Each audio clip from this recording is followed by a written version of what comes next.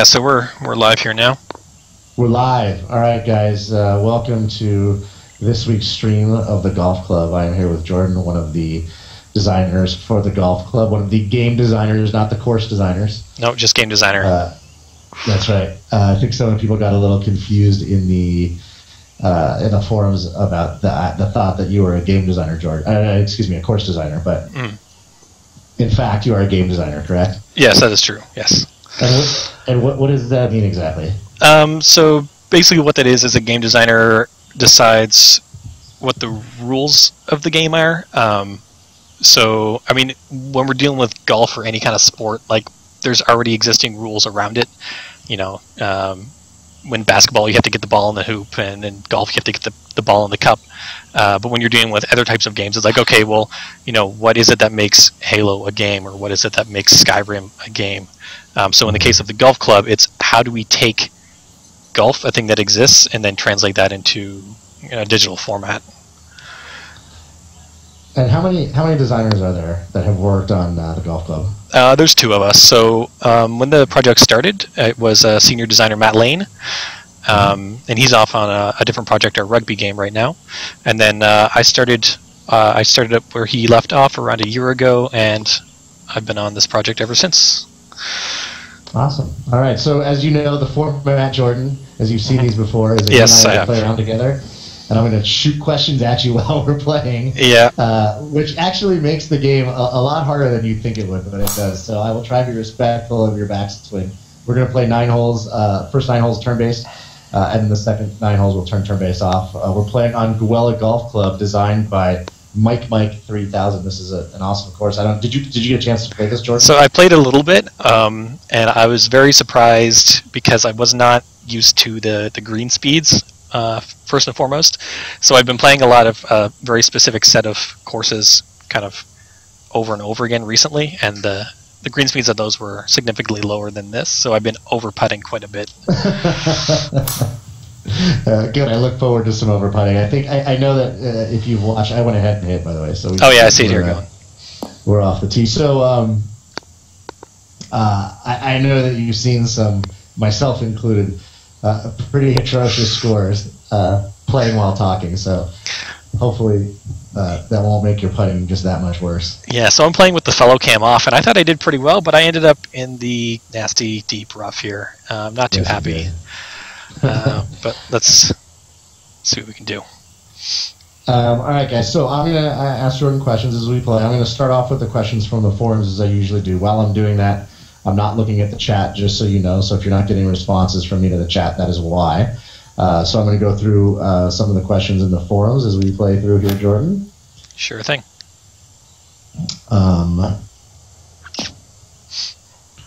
Sorry, I was waiting to see where you ended up there. Just a little bit shy of the green. Oh yeah, I should have clubbed up again.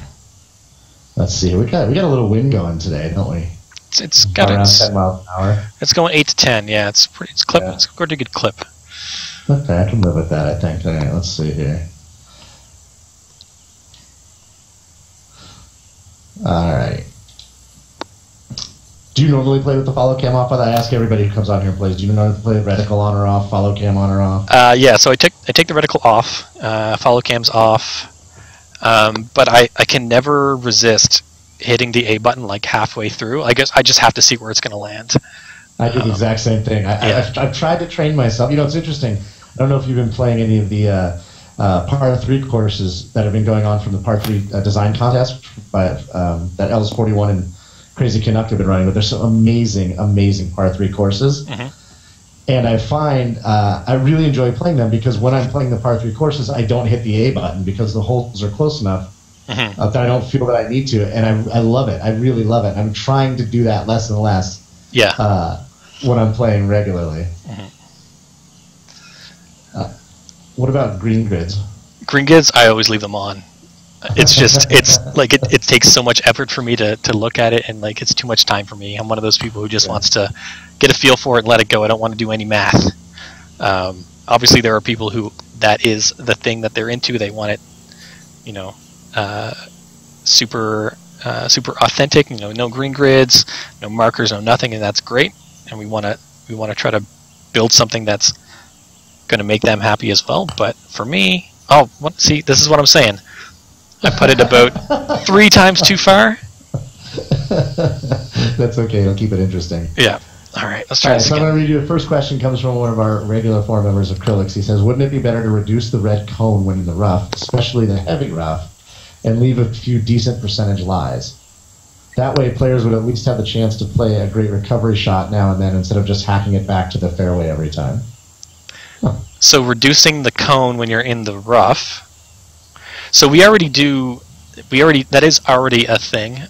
It's based on the club that you choose as well. So for example, if you try to take a long iron or especially like a wood out of the rough, the cones, the forgiveness on that accuracy is going to be quite low, whereas the shorter irons are going to help you a lot more. And then for me, like making that smaller, the way I see it from a designer's perspective, like there's this thing called a positive feedback loop, which basically means the more you do something, the more it's going to happen. And so this might seem counterintuitive, but when somebody hits the rough, chances are they hit it because they weren't accurate. So if you're going to penalize them to the extent where the next shot to kind of have them take their medicine is going to be harder, then they're just never going to get anywhere. So we kind of have to have a balance there of, okay, yes, you hit the rough, so that's going to be, we have to punish you for that because you're not supposed to hit the rough. But at the same time, you have to be able to get back on your feet and get going in, or it's never going to be fun. I guess the question of, there is a reduction penalty when it comes to not just the power but the actual shot cone, but there's a balance there as to how much that penalty is. Exactly. But if you're talking about like, when I hit the rough, I want to be able to take a recovery shot and still hit the green. Like, if you don't hit the rough so hard, those numbers in the top right, the range, those aren't random. That's not a random range. What that is if you hit the ball perfectly, you'll get the best results out of that range. Right. So if you pay attention to that, if you hit the ball perfectly on the shot out of the rough. Yeah, you'll get the best that's in that range. So you can kind of look at that and judge, like, okay, well, how much distance can I get on, from this? If I hit it perfectly, do I want to take that risk?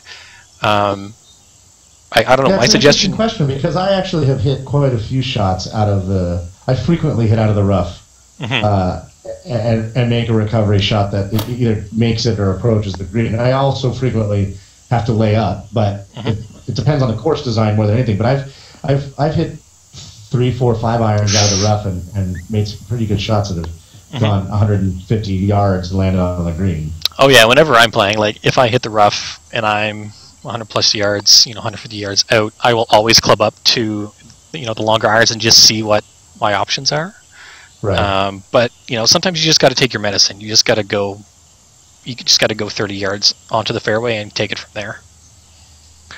I'm not even sure what I'm going to do here.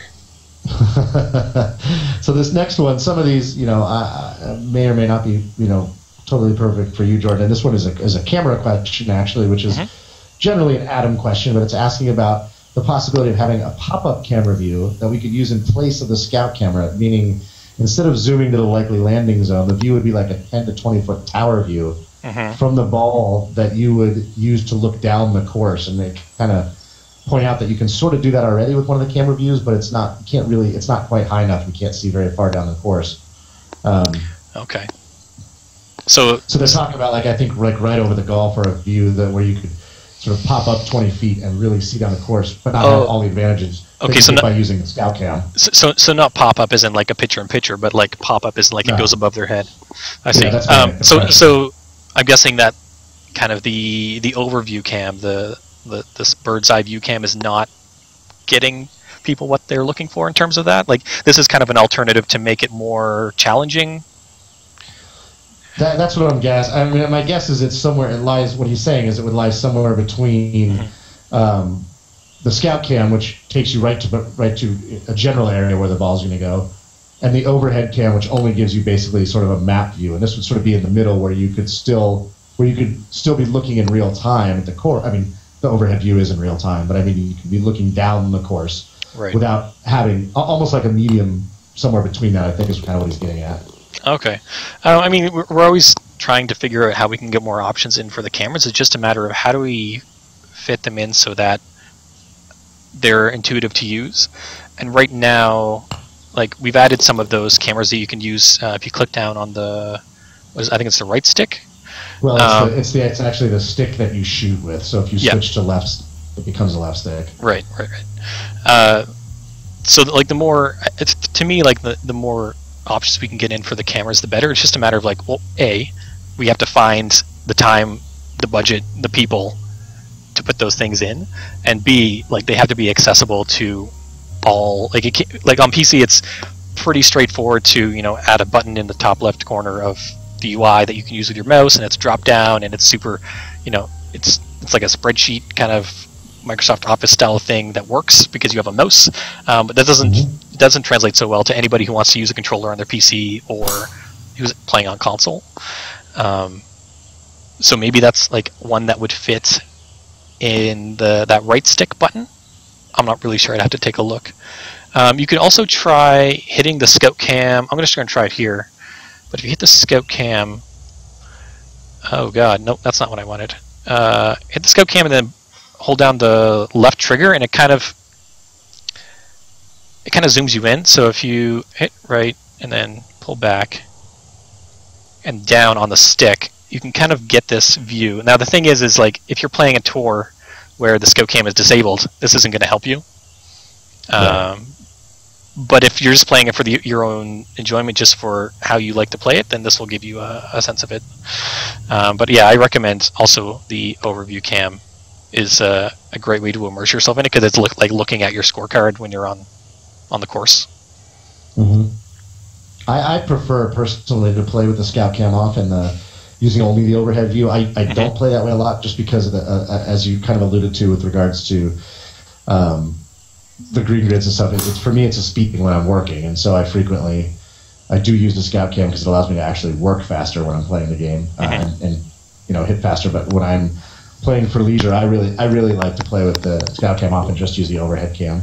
And we've talked about, I'm sure that we've all talked about, people have talked about adding maybe a GPS feature to that overhead cam view, which is something I think we had alluded to before that Anthony and I talked about that would be a potential consideration down the road.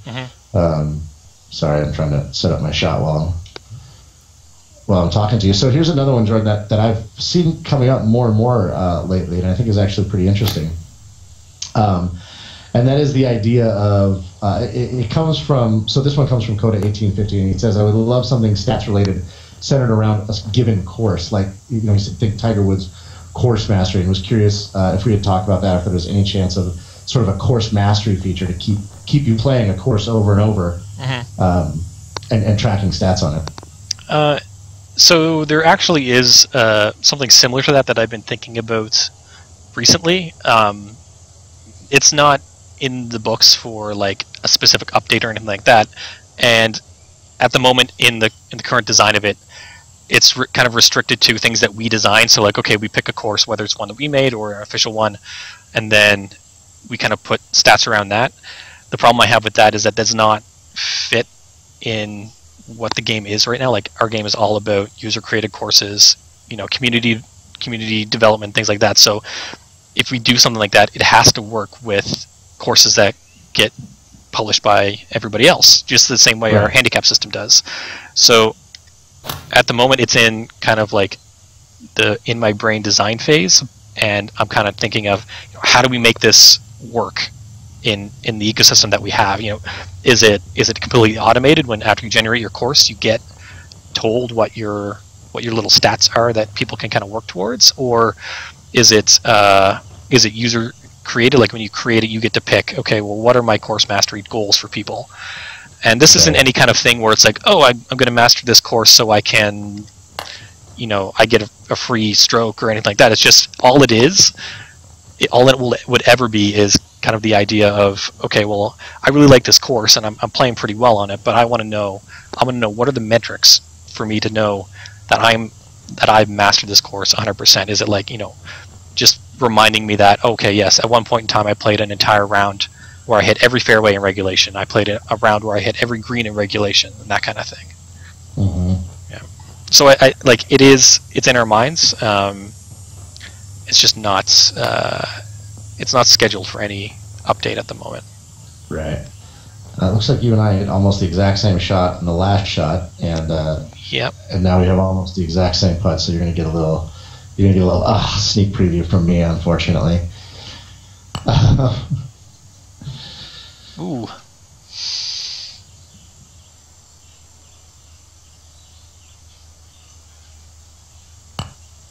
So this is, I'm not sure what this question from Big T is. Would it be possible to have individual sensitivity levels for each golf club to give each club its own identity? I think we kind of do that with the shot cone, right? I mean, each club is different in terms of how much freedom you have. I don't know if he means like literally adjusting the sensitivity in terms of how hard or easy it is to hit a straight shot with clubs, maybe. I mean, each club has its own kind of tolerance for different lies. So, like, you know, the sand wedge is going to do better in the trap than any kind of wood is, obviously. So it's going to be easier to hit out of the trap with that than any longer club. Yeah, sensitivity. I'm just trying to think, because like that's in there, so that might not be what he's asking. Yeah, I'm not sure. That was kind of my reactions, that it sort of is in there, and so I'm not sure if I understand the question. We have talked. So, wait, go ahead. Sorry, I was just going to say, like, obviously, golf is not a game where you get the 14 clubs that you must play with 100% of the time, and that's how you play. And the concept of allowing people to customize what goes into their bag is something that's come up incredibly early on in the development. It just was never a key pillar to us delivering a game of golf that you can play. You know what I mean? Like, once you have your 14 clubs, you can play the game. So we are looking at, you know, it's again one of those things where, like, you know, wouldn't it be awesome if you could customize what's in your bag and then play to your strengths or weaknesses. And again, that's not the kind of thing where, like, oh, well, I got the golden driver, it's going to let me drive 20 extra yards than everybody else because I paid $3. It's more along the lines of, like, I prefer to play in this style, so I'm going to pick this club over the other one, and that's a thing that you have access to, that everybody has access to. It's not like an unlocked mechanic or anything like that. Like Anthony was saying, he really likes the 7-wood, so he might choose a 7-wood and give up the 5 or the 3-wood. Or... Yeah, exactly. And that's not a thing that he, like, had to unlock or earn.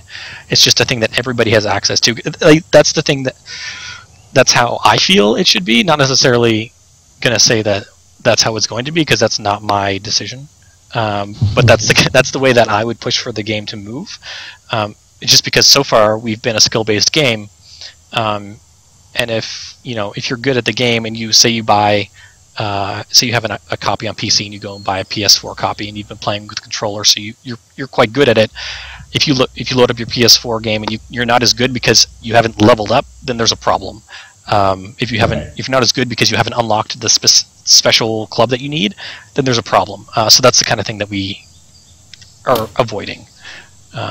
So just a more of, like, how do I, like you said, Anthony likes the 7-wood, so he can pick the 7-wood, and then we just need to make sure that then it's a matter of balancing all of the clubs so that the best players aren't all choosing the 7-wood because it does this one trick thing that is giving them the best score. Yeah, exactly. I know there's people out there who, along those lines, who have asked the question. I'd be curious to hear how much talk there is around the water cooler about other, like, things like hickory clubs or some more old-timey clubs. And can you speak to that? Has there been much talk about adding? I mean, the only time I've ever seen that is in that old EA one where they have the back in time. I forget which year it was. I think it was the last year that they had a game. And they had the funny names on the clubs, and that was a lot of, that was fun. But I think for us, that doesn't really fit. The thing that would, maybe slot in there with what I was speaking to previously about, changing what's in your bag is maybe hybrids. But then how do you make a hybrid play so that it's not, okay, I'm just going to replace my entire bag with hybrids because they play better? Like, there has to be some benefit and some gain, some risk to some reward with every choice that you make. So how would that fit? But in terms of, like, custom, so here's my question then. you're saying Hickory clubs, is that more from like a gameplay thing, or do you think that's people are asking that from more of a aesthetic? I think in general they're asking it from more of an aesthetic standpoint. Like people Okay. would, like to see a sort of Bagger Vance. Like maybe the flag sticks could be, more old timey, and the clubs could be more old timey, and then have some have some old time clothes available. From an aesthetic standpoint, I think it's more along the lines. And then maybe with that is a little bit of kitsch. Like there were a couple clubs back in the day that don't exist anymore, or something like a 1-iron that doesn't get used anymore. But I think in general it's more of an aesthetic thing. Oh, okay, yeah.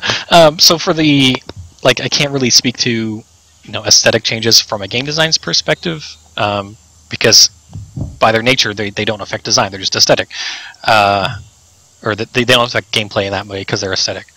But we're always looking to increase the visual customization options for people. So adding new themes and things like that.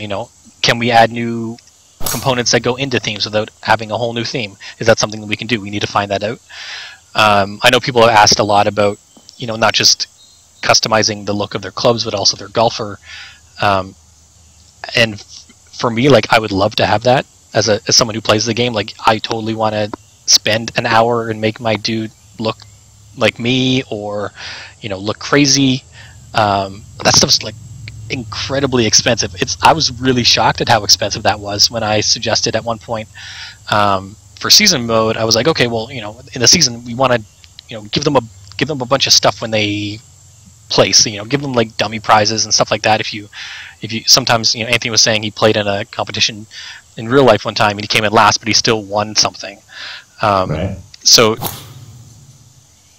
just the idea of okay, what can we give them besides the first place kind of thing?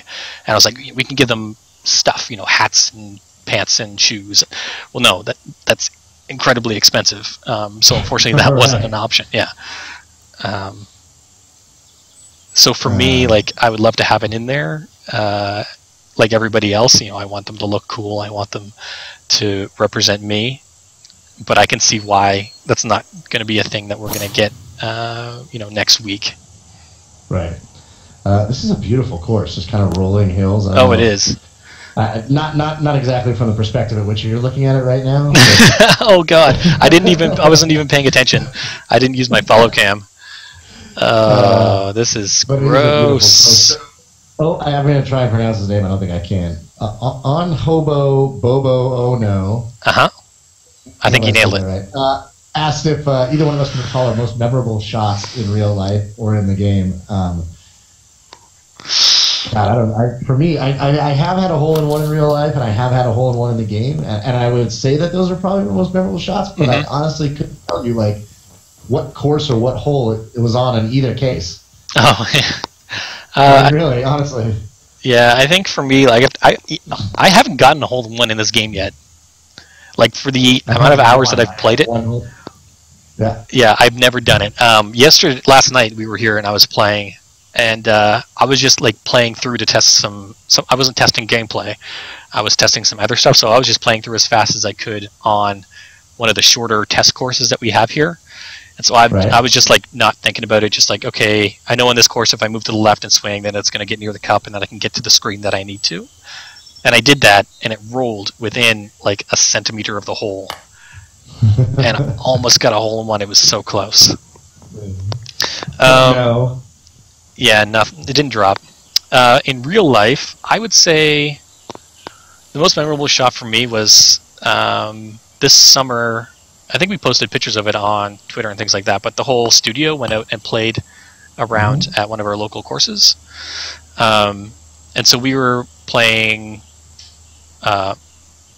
We were playing best ball, or not best ball, foursome, and at different holes there were different challenges. So one hole was okay, whoever gets the longest drive, you get a prize. Whoever gets close to the pin, you get a prize. And then one they just stuck a keg in the fairway, and whoever got closest to the keg won a prize, which wasn't the keg, unfortunately.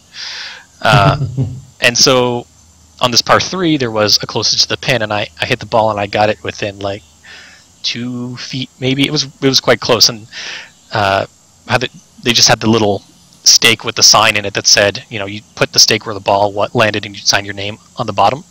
Mm-hmm. So I go and I find the stake, and on it is Anthony's name.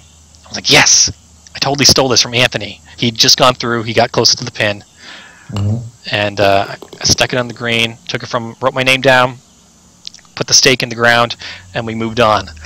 And later on that night, we were all at the clubhouse, having some drinks and stuff like that, and someone comes around to me and says, so I saw that you placed closest to the pin on the ladies version. Yeah. So luckily for me, there was one other fellow who works here, James Power, who got closer than me. So he got the prize for the closest to the pin on the ladies ladies hole. Yeah. Because there was one for each. There was like longest drive men's, longest drive ladies, and those were on 2 different holes. And then closest to pin men's, closest to pin ladies on also 2 different holes. And just nobody listened to that. We just wrote our name on everything that we saw. Yeah. That's fantastic. I just completely shanked my shot while you were telling that story. I was shooting right when you dropped the bomb that it was the ladies' hole. All right. What am I doing here? I got some wind. Got some elevation down. So D-Dog Jensen has a question. Mm-hmm. And so his question is, how hard would it be to incorporate global sliders to adjust such aspects like firmness, green speed, wind speed range, and possibly even wind direction for individual play and or creating a tournament with different settings per round? I tend to think this would be more of a money issue, the time, man-hour, expense kind of issue that you run into, than a programming or game design issue. And I think he's just curious, from a design standpoint, how difficult it would be to create global sliders that would adjust the aspects of the game that I mentioned. So basically, like affecting all of the course elements for your own personal game.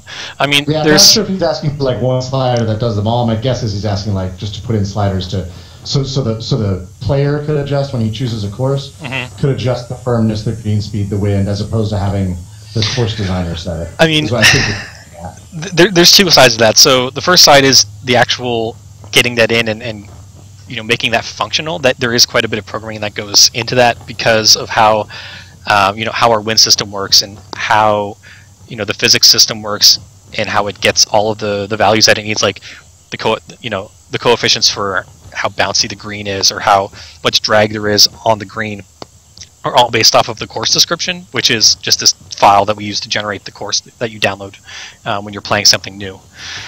So those are kind of tied to those, and changing those seems like, I'm not a programmer, I didn't make the course generator, but it seems to me like that would be quite an undertaking. And then on top of that, you have to think, okay, well, also I need to have those sliders, and they need to be comprehensive for me to edit. I need to know what it is I'm changing, and I need to know because when you put a slider down to 50%, what does that mean on a Lynx theme versus a desert theme, that kind of thing. So there's all that kind of stuff involved. To think right now, the way it's set up, when I play this course, like the green speeds, we're both playing at the same green speed, right? The green has the green in the fairway has the same firmness.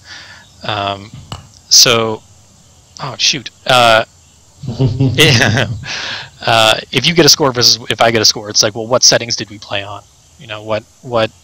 What firmness did you play on? Did you crank up your firmness and get some crazy bounce so that you can make the green in one shot? Right. So kind of thinking. It does change the nature of statistics in that way, and leaderboards and longest drops. And right. I mean, it certainly does. Exactly. And a similar. It's interesting. It's a question that I think it's a question that's come up a couple times, that we've talked about this idea of the user creating it. And Anthony has commented on the idea that and I go back to we talk about realism, trying to create a sense of realism. We recognize that it's not the answer to everything, obviously, from a design standpoint, because it is in fact a video game. Yes. And there are constraints that come along with that, but insofar as much as we can, we try and correct me if I'm wrong, Jordan, because I think really, I talk about this a lot, but you are sort of at the heart of this idea. I think what we're really trying to do is not just like recreate something that mimics golf, but actually recreate sort of what it feels like to play golf, the emotional experience of playing golf. And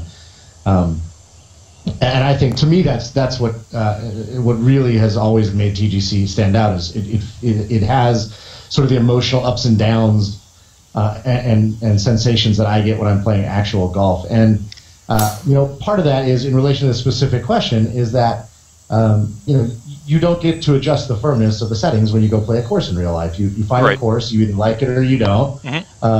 And it's either to your liking or it's not. And if it is, you play that course, and the course is sort of what it is based on, where it is geographically, what kind of grass is planted, and all that stuff. And those are sort of the decisions the designer is making in the GNCD. Exactly. Yeah. And I think what the answer here, like, if you look at the course list now, how many courses do we have? Like 40,000 or something? Obviously, not every single one of those is going to be to the quality of the one that we're playing right now. There's going to be some where people just mash the generate button and publish right away, and that's fine. That's up to them to make that choice. But with that, a number of within that, there's still a number of great courses for you to play. And I think what we're missing is it's not super easy for people to find the kind of courses that they want to play. We have a huge community of people who are rating these courses on stuff like on TGC Tours or on what's the other one, the Pocket Guide. Pocket Scout. Pocket Scout. Those are great tools for people who are really invested and ingrained in the community. On the forums, people will, by word of mouth, oh, hey, you should go play this course if you like fast greens, or if you like, I really like the firmness on this. It plays how I like.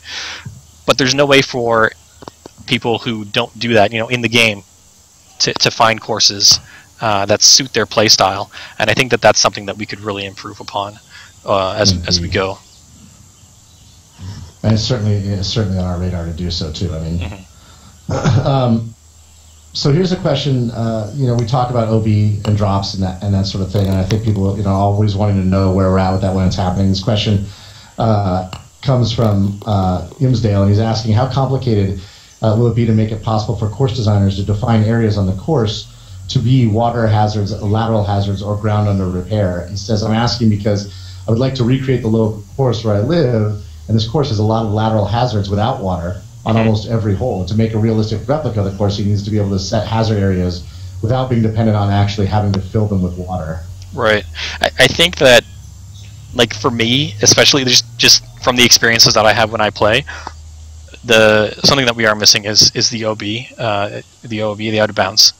Just the ability to, like you say, without an area of water, specify a spot where it's like, okay, well, if your ball ends up here, then you're not supposed to be here, and you've got to free hit or take a drop or whatever the rule is for the out of bounds that you've hit.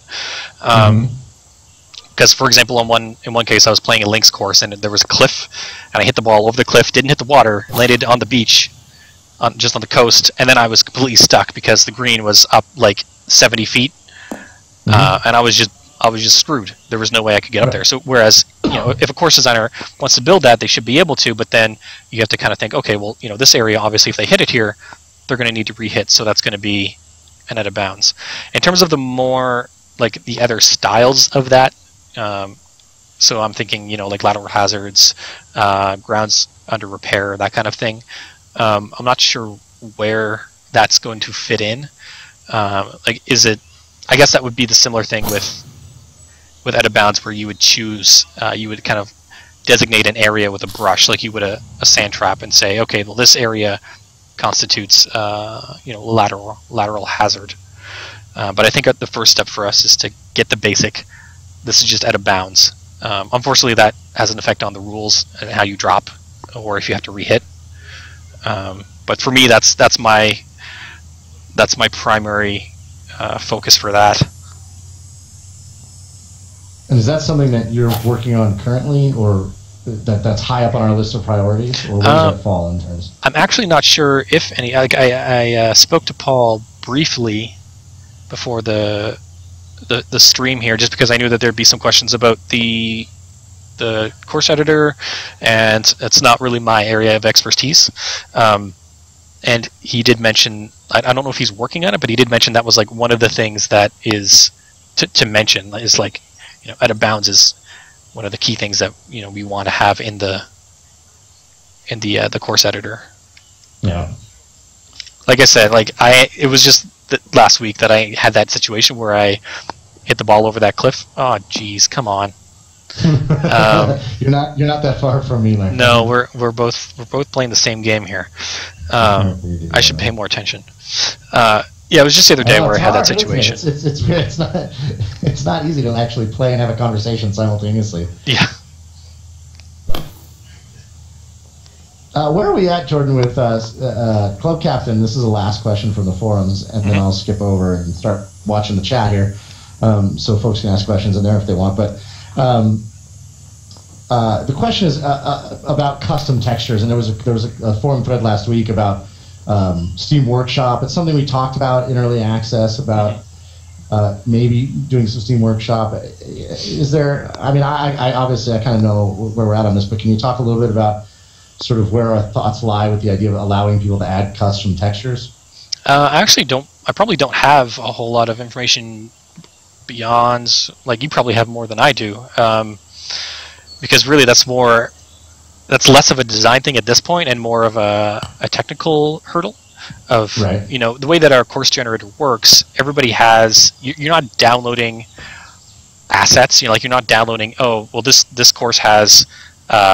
This particular type of birch tree, so we have to download that, and this course has this particular backdrop, so we have to download all of the models and all the textures for that. That's why they're so small and so fast to load. All of the content that you use to build a course is in the game, and then we just tell it where to go, what size it should be, that kind of thing.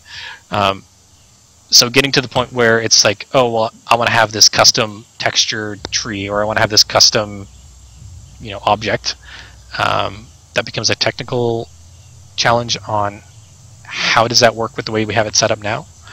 Right. So that would be my understanding of it. And then also, right, it's no small affair. I mean, like you said, we really have to. I mean, it fundamentally changes how we're interacting with the servers and what's coming up and down, and whether or not you'd have to download assets at that point, which is not something you have to do currently. Mm-hmm. Exactly. Yeah. It would be amazing, like seeing some of the Steam Workshop stuff that's up there for other games now. Whether it's, I think the stuff that they put on Valve's games, Team Fortress or Dota, or what was the other one? Don't Starve is the survival game that also uses Steam Workshop. Like, this other people put on there is incredible. And actually, I'd be interested to find out, because the other thing that I would wonder is, how do we reconcile what we're doing on PC versus console? Do we even do that? Because then becomes a point of like, okay, well, I built this course on PC and I use the Steam Workshop stuff, which is not available on console for whatever reason. Maybe there could be some kind of restriction from first party, which is Sony and Microsoft. I don't know. That's just me guessing. But like, how would you reconcile that?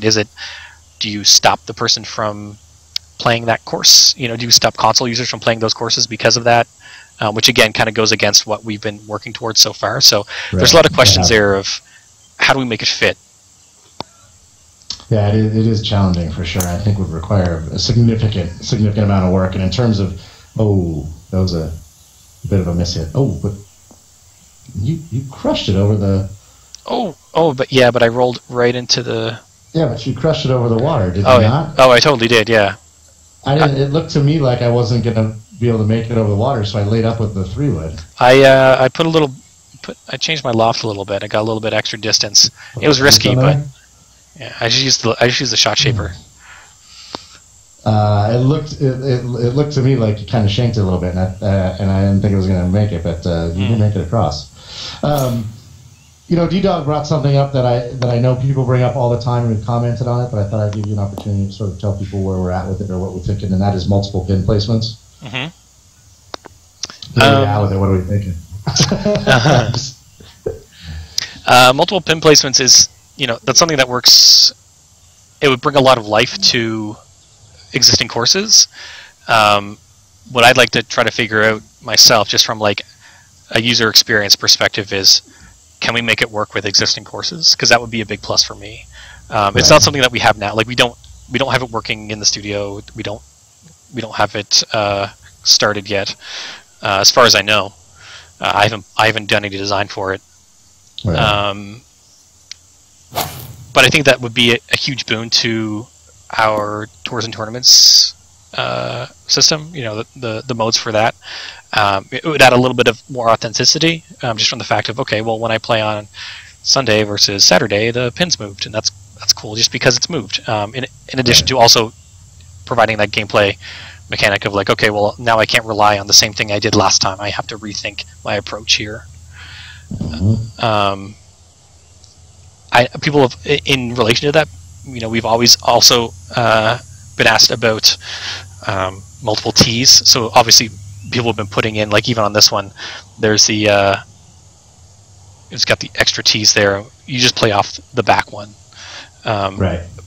and people kind of mention those hand in hand. But I think for me, from a gameplay perspective, the multiple pins is more valuable, just for the simple fact that in our video game, everybody can drive the same distance. So that aspect of multiple T's is not really relevant. The placement of it is, so say for example, if you have a dog leg, you can put the back T kind of further around that corner, and the front, the T that's up front can kind of have a straighter shot towards the green. But other than that, like when I weigh them together, I think that the multiple pin placement is more valuable. So that would be my preference for which of those we actually look at first. Mm-hmm. How'd you do here? I got quite a bit of a putt. Still not too bad. Let's see. I don't remember where I ended up at. Oh yeah, I'm still on my. Okay. 11 mile an hour wind now. That's what you were waiting there, weren't you, for the wind to get higher for me? Yeah. I wasn't actually trying to say anything. I was just waiting for the wind to go by. You're trying to buy time, so I had no shot. So that's all the questions from the forums. Thank you guys, by the way, for posting the questions. Actually, I ended up pretty decently. And so if there's other questions in the chat, I'll ask you. Otherwise, Jordan and I will just play a nice round and relax. I did want to ask you, Jordan, I emailed you the other day about something, and I was curious if you actually tried it or not. But I think I mentioned this in the forums too, that I had that experience where I sort of accidentally Oh yes, the post-shot red cone. Nice putt. Thanks. The post-shot red cone that comes up. And have you been talking to Anthony? I did. Why did he do this? No. I did. So after you sent this to me, I was like, I wonder what this is like. So I put it on my machine, like I'm trying it myself, and like I'm completely hooked on it now. Right? Yeah. I told. So for those who are watching, what happened was I was playing the game one day, and I was playing it with I play in full screen windowed mode, so I can while I'm working, so I can go back and forth between the game. Oh, sorry, it's my shot again because you sunk your putt. Yep. So I go back and forth between the game and the forums and whatever, and I'm working. And I'm playing the game, and somebody sends me an instant message, and my Google Hangouts little IM app pops up, and it sits in front of the window of the game, and it covered up the little percentage and shot cone that come up after taking a shot. And so I played with it for a couple holes, and I was waiting for like a return message from this guy, and so I didn't. Are you up or is it me? It's me. I'm just turning I was turning turn order off. Turn order off. That's right.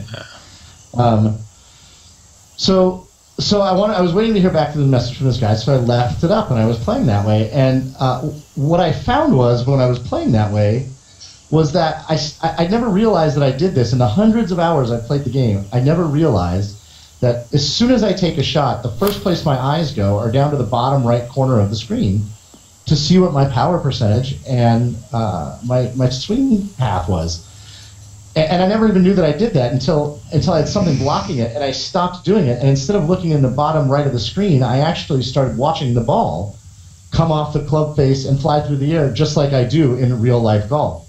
And it made it feel like real golf in such a powerful way. And I loved it. I immediately emailed you and Anthony and said, hey, check this out. What if we put an option to turn this off? Because it really makes it feel like real golf. And then you start you start relearning your swing or tweaking your swing based on the feel of how you're playing and not what the UI is telling you how you did, right? Yeah, exactly. It was funny because after you sent that, I was like, okay, that's interesting. I think I'll give that a try. And I was just going to go in, like, when we play in the Unity editor, so we have access to everything that's in the game. Like, I can go in and I can turn the guy off and make him disappear, or I can, like, pick up the ball and move it around the screen and stuff like that. So I was just going to go in and actually hit the button that hides that shot information when it came up.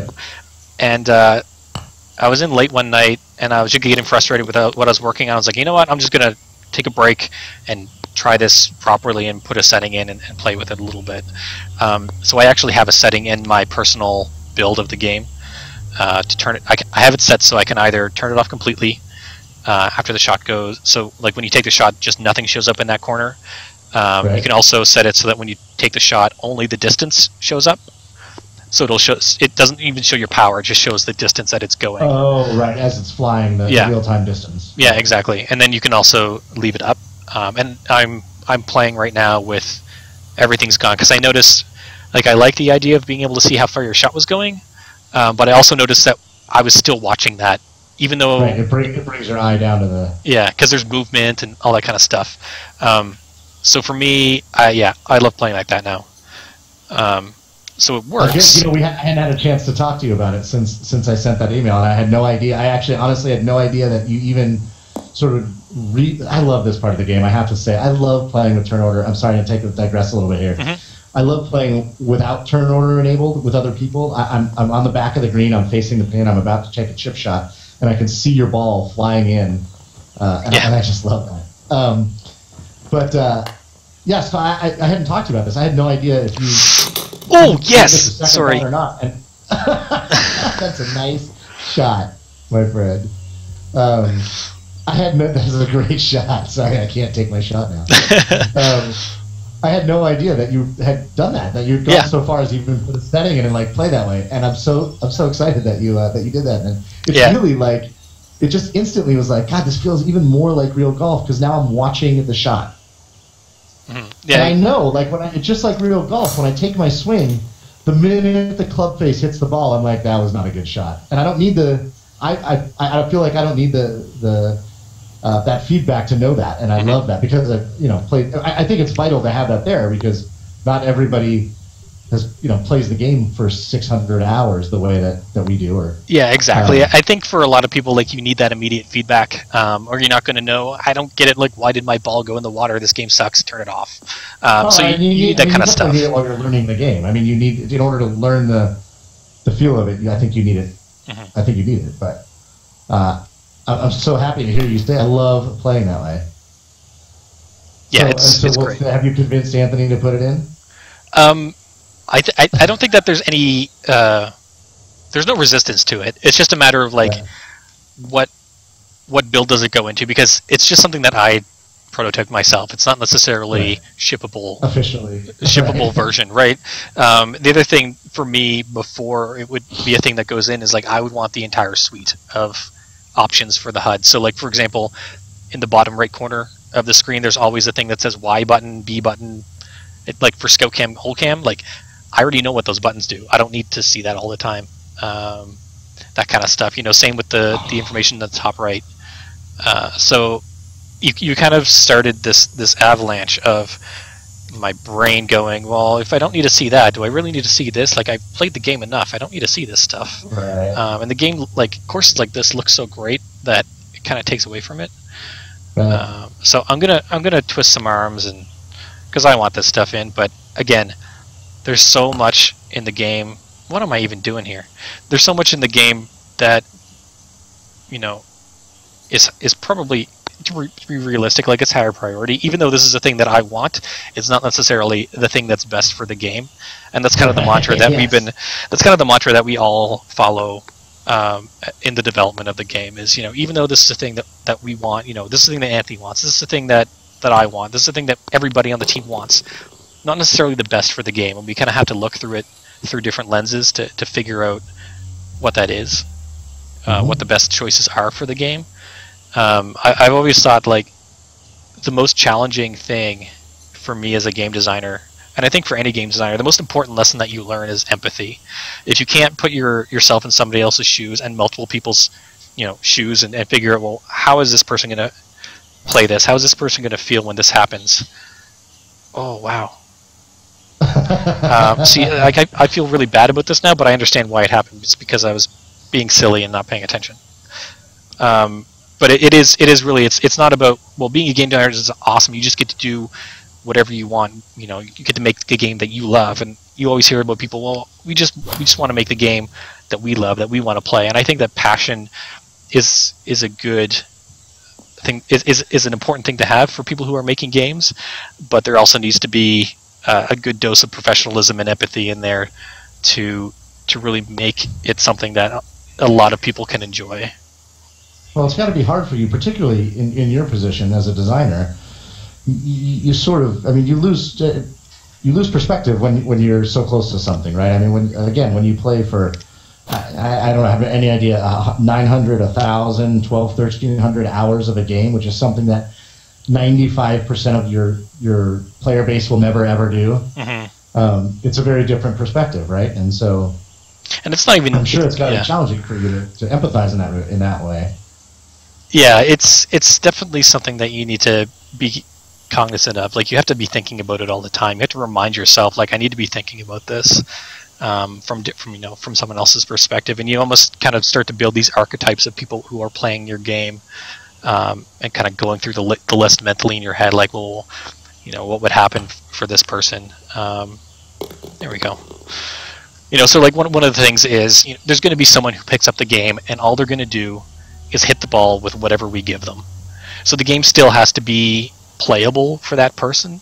They still have to have a decent time. They can still realize, I'm probably not doing the best because I'm not using all of the tools that are there.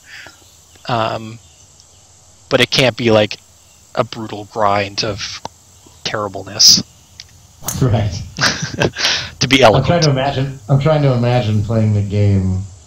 Oh my god. I'm trying to imagine. You missed a really nice chip of mine on the last hole, but because you can't see you weren't up on the green yet, and we're not playing turn. And consequently, the viewers didn't see it either. Mm-hmm. Yeah, I can watch the replay, but I'm not going to give you that glory. I'm trying to envision playing this game with I take it for granted. I mean, even I hadn't played. I think I played Tiger 12. I think was that the Masters, the first Masters one they put out. Mm-hmm. It was probably the last golf game I played, but I've been playing golf games on and off for I don't even know how long, 15 years or something like that, 20 years, I don't know. And like a lot of the people in our forums, and I take for granted that I know all of the not only the fundamentals of the sport of golf, but also the sort of fundamentals of the interaction of the player with golf video games, and so I'm trying to imagine as you're saying that, like playing this game only with what the game gives you. Yeah. And it never would have even occurred to me that like we really have to make it playable in that way, because there is a subsection of the players that will play it that way. Mm-hmm. Yeah, definitely. And it's not you can't make it to the point where like, okay, well, all you have to do, it's like close your eyes and have a nap while you're playing and just kind of hit whatever it gives you. Like, you still, if you want to play well, the goal should be, if you want to play it and have fun, then you can play it and have fun when you pick it up. If you want to play it and do well, you have to think about what you're doing. And to me, that's more about what this game is kind of the mental side of it, thinking through what you need to do. Personally, for me, like I think I mentioned earlier, but I'm not about doing the maths to know exactly what percentage I need, what club I need, how much loft, right, and that kind of thing. For me, it's like when I look at this, for example, this wind, it's like, okay, well, it says 6, but it's like that's like a medium low for me wind. So I'm just going to give it a little bit of apply a little bit of fade and then see what happens.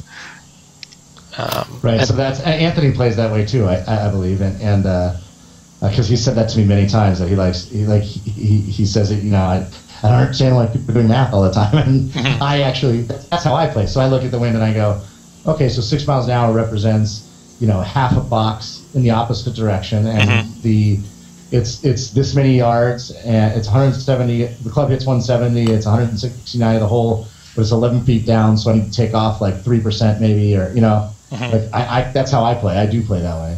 Yeah, and that's degree, yeah. Since Anthony has been giving me crap about it, I started trying to play feel a little bit more. But I do play with. That's what your OG's about. That 1 inch from the cup. Yeah. That's always brutal, but it happens. It does. It happens.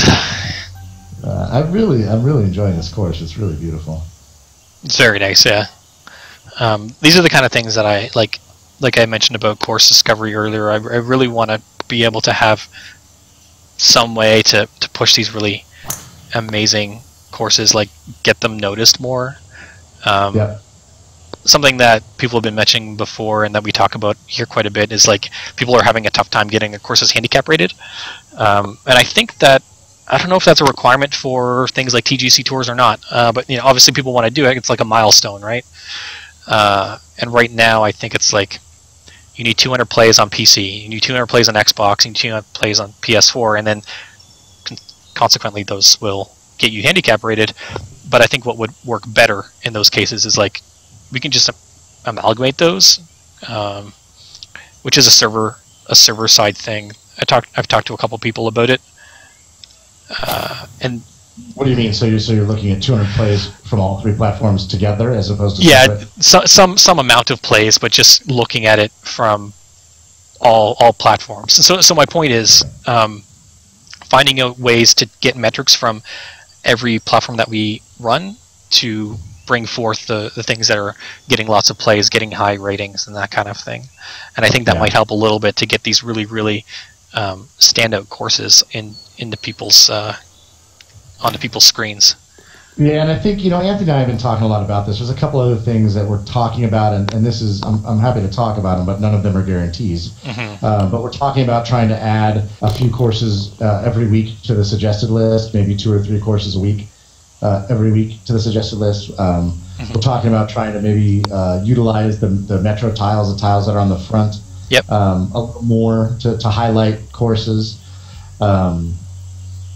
Somebody brought up, I don't know if you saw this one, Jordan, but somebody brought up what I think is a fantastic idea, which is, sorry, oh God, I shanked my shot, sorry. The idea of putting in and this wouldn't necessarily help with discovery, but it's putting in a button to say a random course button that would randomize maybe courses from the suggested list, which this would help with course discovery, actually. Courses from the suggested list as well as from your favorites. And they brought it up in the context of, and this is so true, there's so many great courses. I don't know how closely you've been following the course discovery thread, but there are so many great courses coming out now. And my favorites list has grown. Already I have 50, 60 courses that are just top quality on my favorites list. And what I find is that I'm not playing the courses that I favorited 3 months ago. Yeah.